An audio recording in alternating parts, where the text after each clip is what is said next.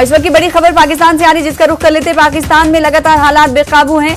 हालात ऐसे कि सुधर नहीं रहे हैं। पाकिस्तान में इमरजेंसी के हवाले से खबर जैसे कि हमने आपको दी थी कि मंत्रिमंडल ने सुझाव दिया है कि इमरजेंसी लगा दिया जाए देश में।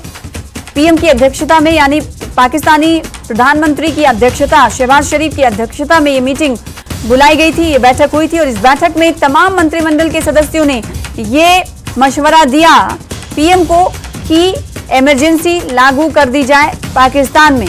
वहीं दूसरी तरफ हम जान रहे हैं और ये देख रहे हैं कि लगातार एक के बाद एक, चाहे मुल्क की, पाकिस्तान की बड़ी अदालत हो या फिर हाई कोर्ट हो, उनकी तरफ से राहत दी जा रही है। इंटरिम राहत इसे कहा जा सकता है, इमरान खान को मिल रही है। तो दूसरी तरफ बल पड़ रहा है वहां की सरकार पर और सरकार पूरी तरीके से हालात ना बिगड़े और जो बिगड़े हुए हालात हैं उसको कैसे काबू करें, इसको लेकर चर्चा कर रही है, विचार विमर्श कर रही है। और जब इस हवाले से बैठक बुलाई गई तो इस बैठक में मंत्रिमंडल के सदस्यों ने शहबाज शरीफ को ये मशवरा दिया, सलाह दिया कि मुल्क में इमरजेंसी लागू कर दी जाए।